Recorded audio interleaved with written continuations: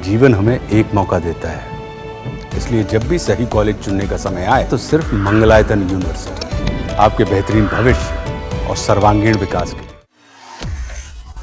हम ही को कातिल कहेगी दुनिया, हमारा ही कत्लेआम होगा।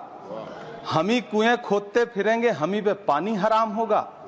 सभापति महोदय, सन 1947 में दिल्ली की जामा मस्जिद की तारीखी सीढ़ियों पर खड़े होकर के भारत रत्न मौलाना अबुल कलाम आजाद साहब ने कहा था कि मुसलमानों कहां जा रहे हो, यह है तुम्हारा मुल्क, यहां तुम्हारे आबाओ अजदाद की कब्रें हैं।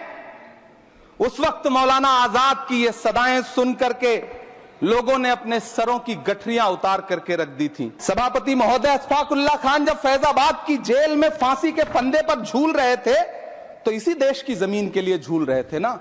सभापति महोदय, अंडमान की जेल में काला पानी की सजा काटकर अपनी जान देने वाले मौलाना फजले हक खैराबादी हो या शेर खान अफरीदी हो, वो भी तो इसी जमीन के लिए अपनी जान दे रहे थे ना। सभापति महोदय, पाकिस्तान के खिलाफ लड़ते हुए अपनी जान देने वाले महावीर चक्र विजेता ब्रिगेडियर उस्मान हो या पाकिस्तान के पैटर्न टैंक उड़ाने वाला परमवीर चक्र विजेता वीर अब्दुल हमीद हो, वो भी तो इसी जमीन के लिए अपनी जान दे रहा था ना। और मंत्री जी, मैं इस सदन में अलल ऐलान ये कहता हूं कि जब भी इस देश की जमीन को लहू की जरूरत होगी, आपसे 2 कदम आगे इमरान खड़ा मिलेगा, ये मैं आपसे यकीन दिलाते हुए कह रहा हूं। सभापति महोदय, मैं सरकार से कहना चाहता हूं, हमसे हमारी इबादत गाहें तो मत छीनिए ना, हमारे घरों पे बुलडोजर तो मत चलाइए ना, हमारी कब्रों में तो हमें सुकून से सोने दीजिए ना।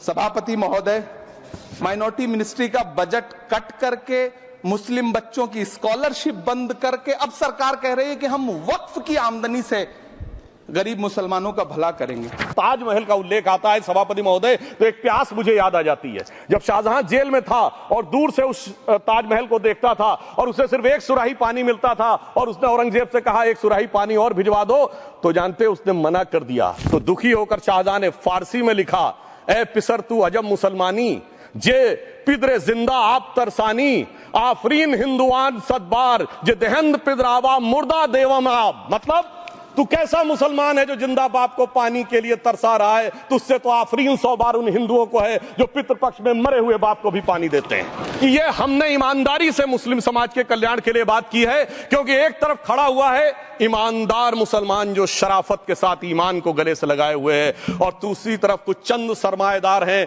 जो उस अमानत में खयानत करके शरारत के साथ उसके झंडा बरदार बनना चाहते हैं।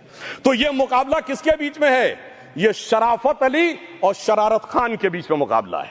हमारी सरकार शराफत अली के साथ खड़ी है, हमारी गरीब मुस्लिम के साथ खड़ी है। ये गरीबों गुर्बत वाले गुर्बत अली और सरमाएदारे वाले गाजी खान के बीच का इलाका है। मगर मैं कहना चाहता हूं महोदय, एक बात मैं बहुत स्पष्ट रूप से कहना चाहूंगा, इन जरूरतमंद मुसलमानों की लड़ाई के लिए मैं कह सकता हूं कि ये गरीब मुसलमानों के दिल की कसक और कट्टरपंथी वोट के ठेकेदारों के मन की ठसक के बीच में हमारी सरकार ने उस कसक का साथ दिया है, जिसके लिए मैं मानता हूं गरीब और पसमानदा मुसलमान निश्चित रूप से उनका आभारी होगा।